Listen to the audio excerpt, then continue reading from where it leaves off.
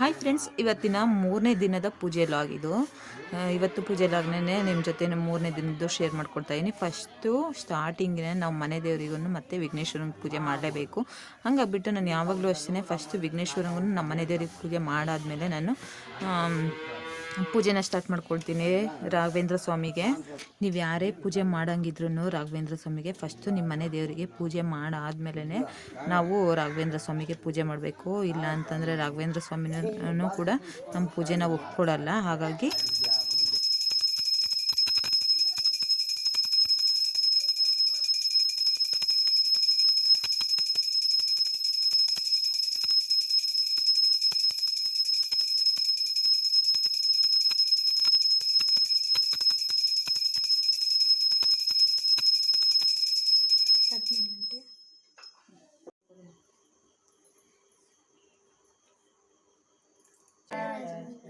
भजतां कल्पवृक्षाय कामधेनवे ओम श्री गुरु राघवेंद्राय नमः।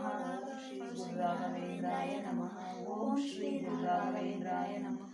पूज्याय राघवेंद्राय सत्यधर्माय रताय च भजतां कल्पवृक्षाय नमतां कामधेनवे ओम श्री गुरु राघवेंद्राय नमः। ओम श्री गुरु राघवेंद्राय नमः। ओम श्री गुरु राघवेंद्राय नमः।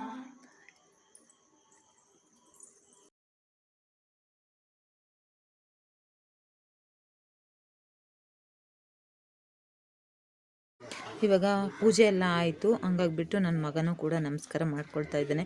ಮಕ್ಕಳೇ ಅಷ್ಟಲ್ವ, ಎಷ್ಟೇ ಬುದ್ಧಿ ಇದ್ರೂ ತೀಟೆ ಬುದ್ಧಿ ಮಾತ್ರ ಬಿಡೋದೇ ಇಲ್ಲ. ಇವಾಗ ನಾನು ತುಳಸಿನ ಈಚೆಗಡೆ ತುಳಸಿ ಗಿಡದ ಹತ್ರ ತುಳಸಿನ ಕಿತ್ಕೊಂಡು ಬಂದೆ, ಒಂದು 3 ಕಡ್ಡಿಯಷ್ಟು.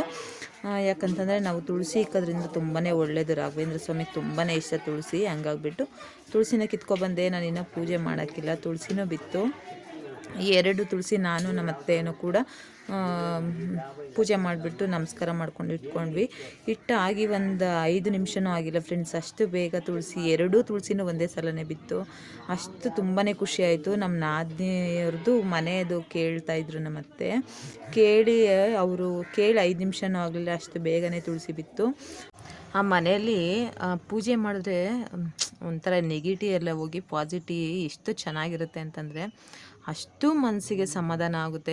ನಿಜವಾಗ್ಲೂ ಅಂತಂದರೆ ಇಷ್ಟು ಮನಸ್ಸು ಸಮಾಧಾನ ನಾನು ಯಾವತ್ತೂ ನಮ್ಮ ಮನೇಲಿ ಯಾವತ್ತೂ ಅಂದ್ಕೊಂಡಿರಲಿಲ್ಲ. ಅಷ್ಟು ಸಮಾಧಾನ ಆಗುತ್ತೆ ಪೂಜೆ ಮಾಡೋದ್ರಿಂದ. ನಾನು ಏನೋ ಒಂಥರ ಕೇರ್ಲೆಸ್ಸಾಗಿ, ಅಂದರೆ ಪೂಜೆ ಮಾಡೋದೇ ಒಂಥರ ಕೇರ್ಲೆಸ್ಸಾಗಿ ಇದು ಮಾಡ್ಕೊಬಿಟ್ಟಿದ್ದೆ. ಯಾವಾಗಲೂ ನನಗೆ ಮೂಡಿದರೆ ಮಾಡೋದು, ಇಲ್ಲ ಅಂತಂದರೆ ಪೂಜೆನೇ ಮಾಡ್ತಿರಲಿಲ್ಲ, ಸುಮ್ಮನಾಗ್ಬಿಡ್ತಿದ್ದೆ. ಆ ಥರ ಎಲ್ಲ ಮಾಡ್ತಿದ್ದೆ. ಹಾಗಾಗಿಬಿಟ್ಟು ಇವಾಗ ಮಾಡಬೇಕು ಅಂತಂದ್ಬಿಟ್ಟು ಅಂದ್ಕೊಂಡು ಮಾಡ್ತಾಯಿದ್ದೀನಿ. ನಿಜವಾಗ್ಲೂ ಹೇಳಬೇಕು ಅಂದರೆ ಮನೇಲಿ ಇಷ್ಟು ಪೂಜೆ ಮಾಡೋದ್ರಿಂದ ಪಾಸಿಟಿವ್ ಇರುತ್ತೆ ಅಂತ ನನಗೆ ನಿಜವಾಗ್ಲೂ ಗೊತ್ತಿರಲಿಲ್ಲ. ಡೈಲಿ ಪೂಜೆ ಮಾಡ್ತಾನೆ ಇದ್ದೀವಿ ನಾವು. ಓಕೆ ಫ್ರೆಂಡ್ಸ್, ಈ ವಿಡಿಯೋ ನಿಮಗೆ ಏನನ್ನಿಸ್ತು ಅಂತಂದ್ಬಿಟ್ಟು ನನಗೆ ಕಮೆಂಟ್ ಮಾಡಿ. ಯಾರೆಲ್ಲ ನನ್ನ ಚಾನಲ್ನ ಹೊಸದಾಗಿ ನೋಡ್ತಾ ಇದ್ದೀರಾ ಪ್ಲೀಸ್ ನನ್ನ ಚಾನಲ್ನ ಸಪೋರ್ಟ್ ಮಾಡಿ. ಫ್ರೆಂಡ್ಸ್ ಆ್ಯಂಡ್ ಫ್ಯಾಮಿಲಿ ಕೂಡ ಶೇರ್ ಮಾಡಿ. ಮತ್ತೊಂದು ವಿಡಿಯೋದೊಂದಿಗೆ ಸಿಗೋಣ. ಬಾಯ್.